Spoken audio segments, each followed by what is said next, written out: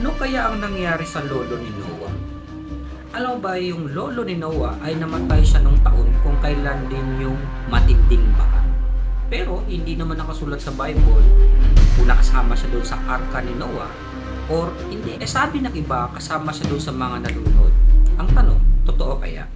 Today's video, pag-uusapan natin ang buhay ng lolo ni Noah. At alam mo ba, meron akong nakuwang tatlong mahalagang impormasyon na pwede nating makapulutan ng aral sa buhay niya. Kaya samahan niyo ako sa storyang ito at pag-usapan natin. Ang pangalan ng lolo ni Noah ay si Methuselah.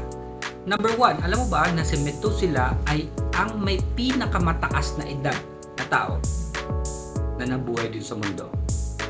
Meron lang naman siyang 969 years na nabubuhay siya. Yun nga lang, yung pagkamatay niya, hindi natin alam. Namatay ba sa sakit, sa old age, sa baha, or what. No? Kaya nga nandito tayo pag-uusapan natin. Ngayon, baka isa ka rin sa nagtataka, paano siya nakaabot ng 969 years? No? Ano kaya ang diet plan niya? Ano kaya kinakain niya? No? Ano kaya ang physical exercise niya? Ano kaya yung daily routine niya? Paano siya nakaabot ng ganung edad? Kasi sa panahon natin ngayon, ang hirap na, tama. 100 plus pa nga, ang hirap na abutin eh. Tama, minsan 70 lang, 80 lang, blessed na tayo. So 969 years pa kaya. Imagine that. Imagine mo kung ikaw, magkaroon ka ng 969 years, anong gagawin mo? Alam mo, during that time pala, yung mga tao that time is mahahaba talaga yung edad. Yung sumunod sa kanya, nasa Bible din, ito yung lolo ni Methuselah, ang pangalan ay Jared. No? So kapangalan ko siya, no? Katunog yung pangalan ko, no? Jared. So ang edad naman nun is 962 at sumunod sa kanya si Noah, yung apo niya. No, ang si Noah naman is 950 and ang sumunod naman doon kay Noah, no, top 4 naman sa kanila, may pinakamataas na edad is si Adam, no? Kilala naman natin, pinakaunang tao sa mundong ito si Adam. Ang edad niya is 930 years. And during that time, no, sa panahon nila, yung edad talaga ng mga tao is nasa 700 plus, 800 plus, 900 plus. Ganun yung buhay sa panahon nila. Fact number 1 yan, siya ang number 1 na may pinakamataas na edad. Number 2, si Methuselah ay isang patunay na mahaba ang pasensya ng Panginoon. Okay, backread muna tayo ha. Alam mo ba na ang tatay ni Methuselah ay si Enoch? Siya po yung kauna-unahang tao sa Biblia na hindi po namatay, no? Kinuha lang siya ng Panginoon. No, hindi siya naka-experience ng physical death. Same din po sila ni Elijah, pero yun nga lang, since na hindi sila yung topic natin ngayon, si Methuselah yung topic natin ngayon. At least alam nyo lang, natatay niya pala yun si Enoch. So during that time, si Enoch po ay nagwa-warning po sa mga tao na tumigil na sila sa kasamaan na ginagawa nila kasi paparusahan sila ng Panginoon. So binigyan po sila ng warning, no?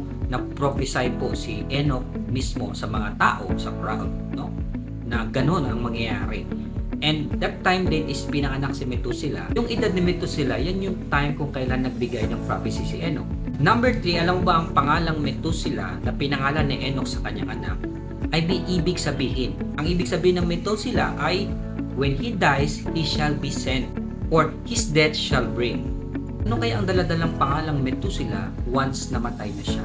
Ito ba'y tragedy? Siya bang dahilan ng pagbaha? May mga narinig akong sabi-sabi na ang dahilan daw ng pagkamatay ng lolo ni Noah ay nasama siya doon sa baha. Okay? Or isa siya sa mga makasalanan or sa mga taong hindi naniniwala kaya hindi siya nakasakay sa arka ni Noah. Pero according to my research, according sa mga Bible scholar, hindi daw